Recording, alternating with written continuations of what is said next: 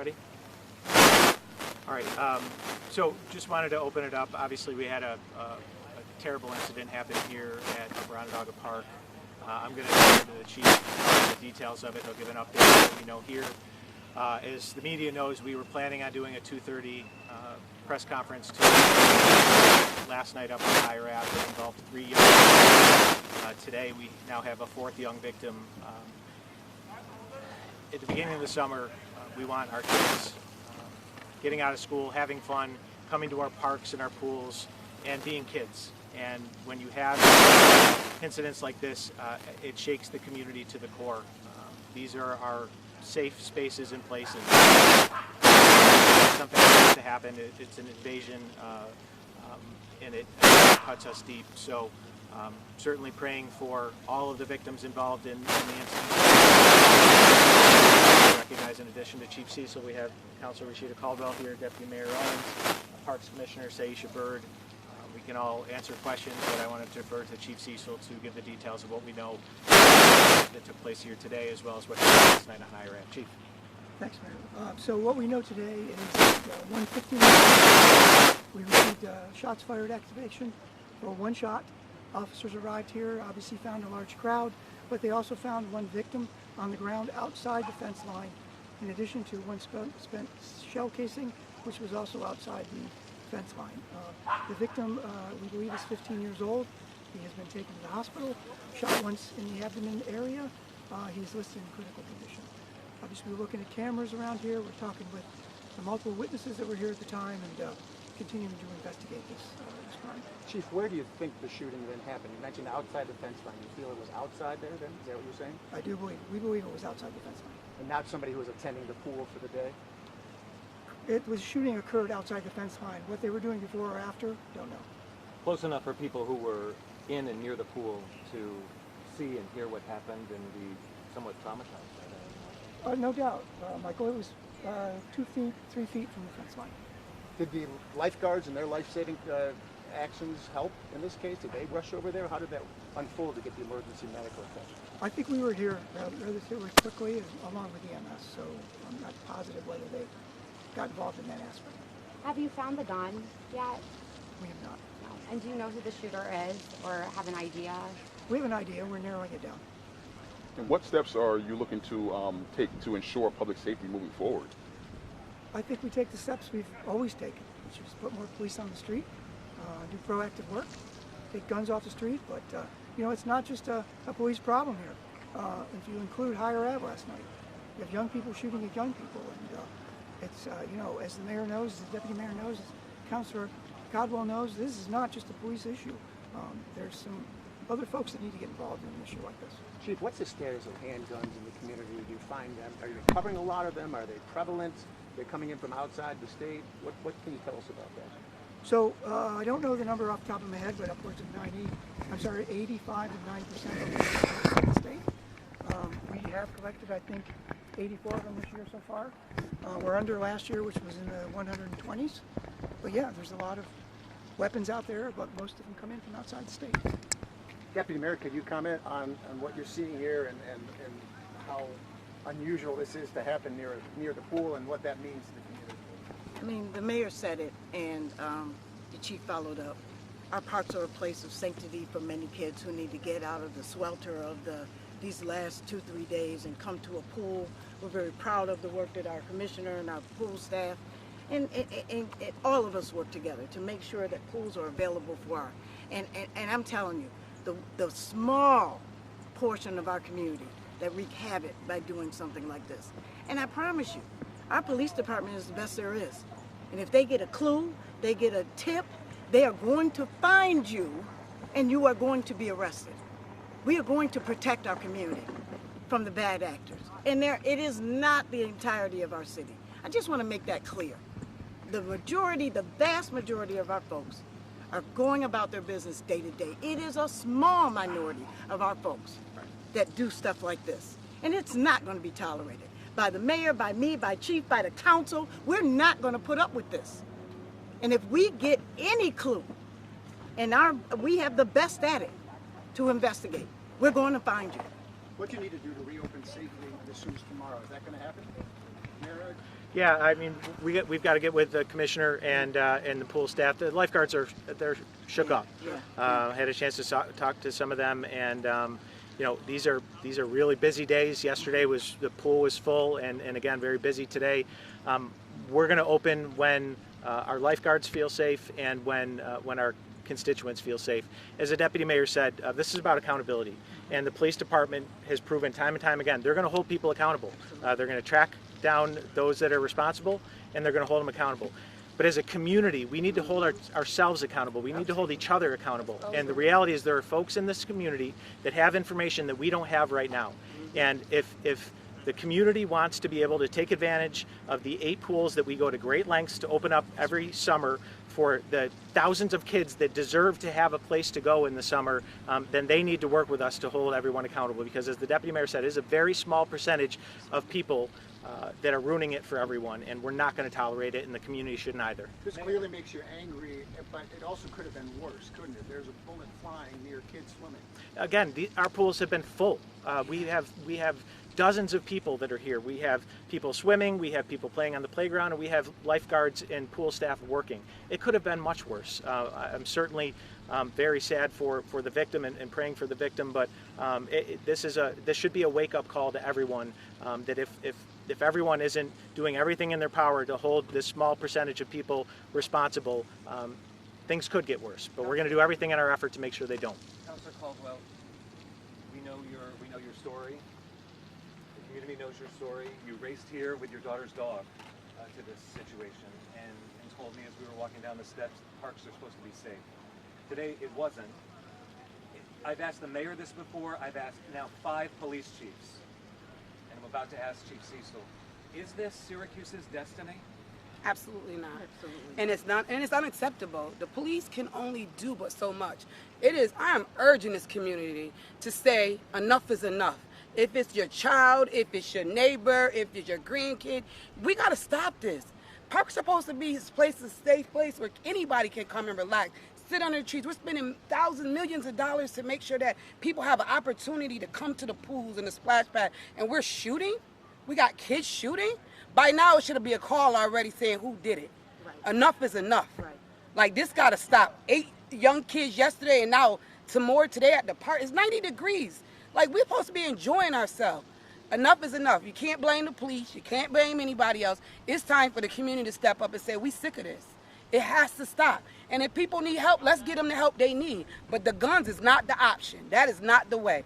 So we can't blame the police. We can't blame anybody else but ourselves. And the Syracuse is an amazing place. It is a loving place. It's going to continue to be great. But that small percentage, some people got to go. And I'm going to stand by that. That's right. Some people have to go. They have to sit down and get the support and the help they need. But it's up to us to speak up. And we need to speak up now because this is unacceptable. Who's the us? Is it The parents community, and guardians? the parents, the guardians, me, you, the neighbors, anybody and anyone that knows anything. It's our job. Because it could be any one of us at this point in time. But this is unacceptable. And then when we get them, we need to get these babies and whoever has these guns some help. And then whoever gave them the gun, it needs to be double trouble. Because these are babies out here.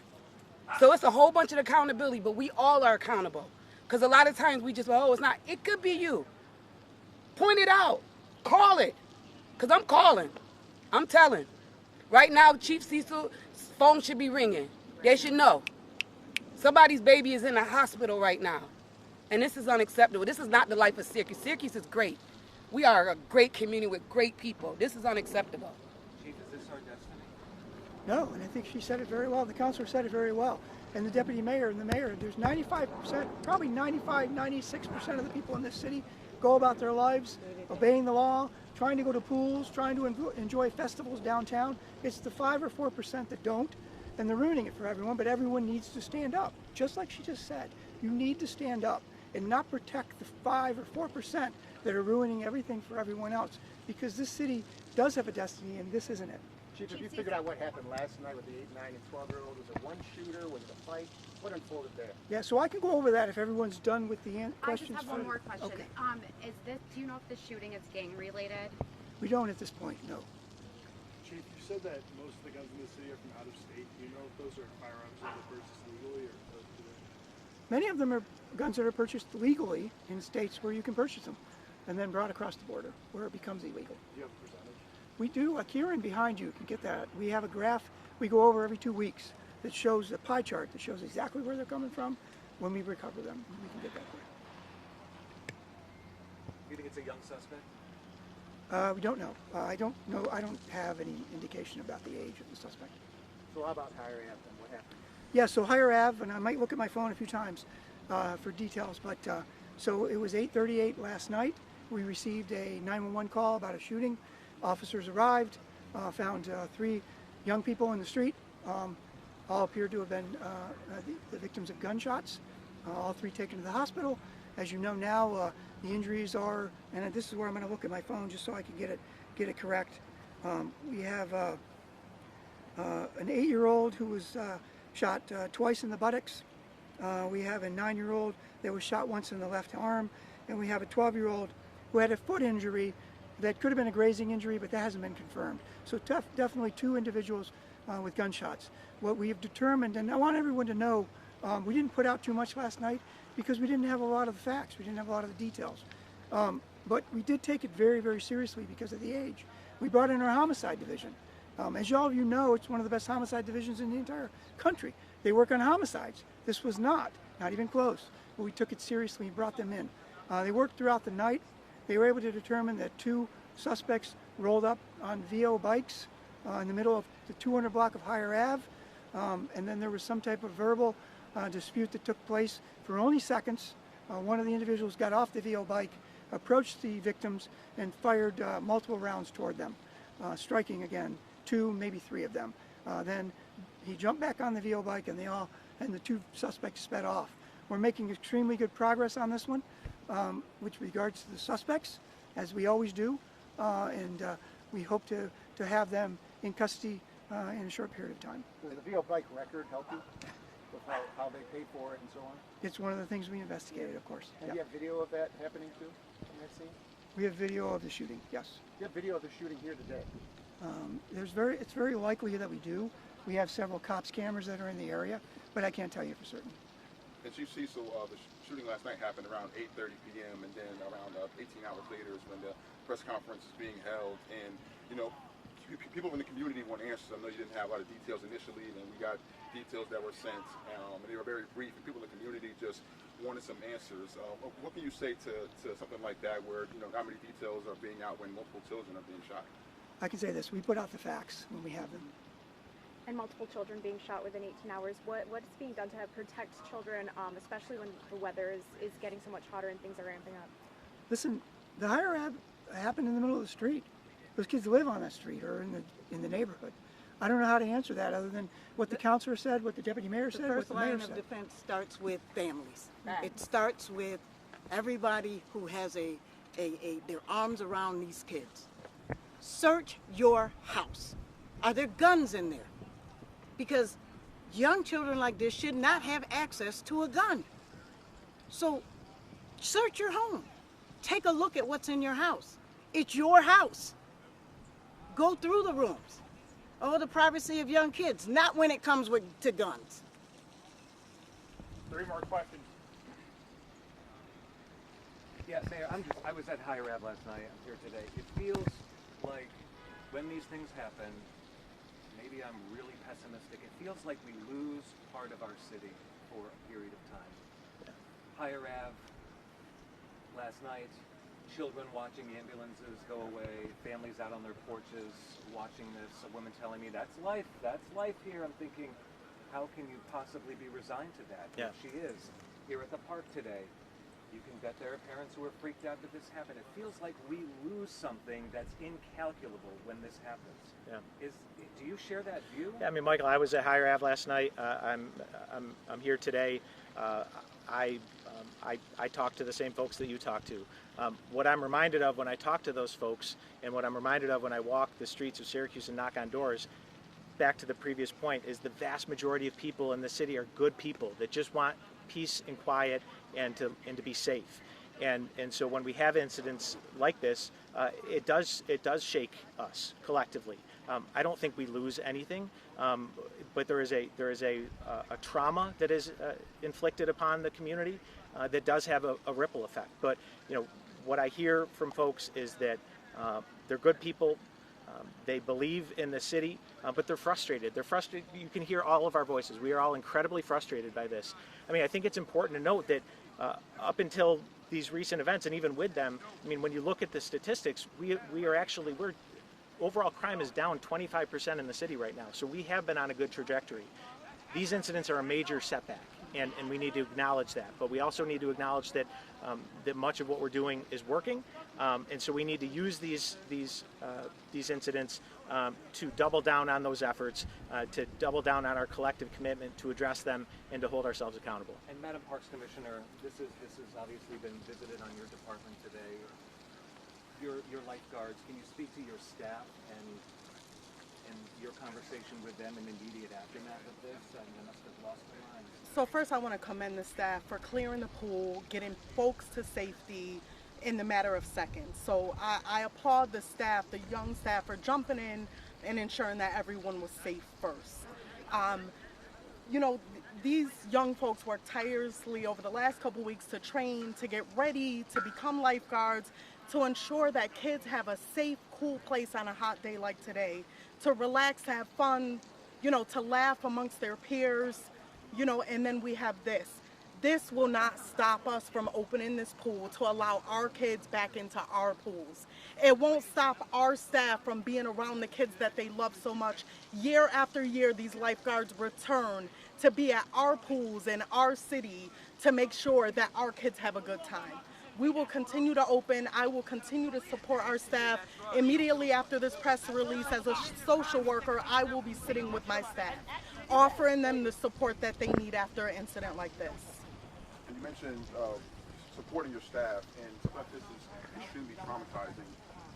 What do you say to your staff after something like this happens? It's tough for everyone. You don't say anything, you listen, right? I allow them to talk and I listen. I allow them to cry and give hugs, and then I talk, right? You give them the opportunity to release whatever is inside of them, and then you listen. We also offer counseling for our staff, right? As a city employee, they have the, we have coverage of insurance. So a part of that insurance is counseling. So we will offer them counseling assistance. But I will be here, as I was yesterday and the day before, checking on my staff, ensuring that they're okay. All right, everybody. Thank you. All right, thank you.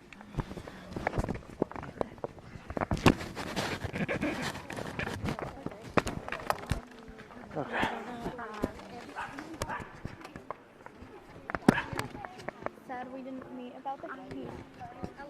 Meeting about that. Yeah.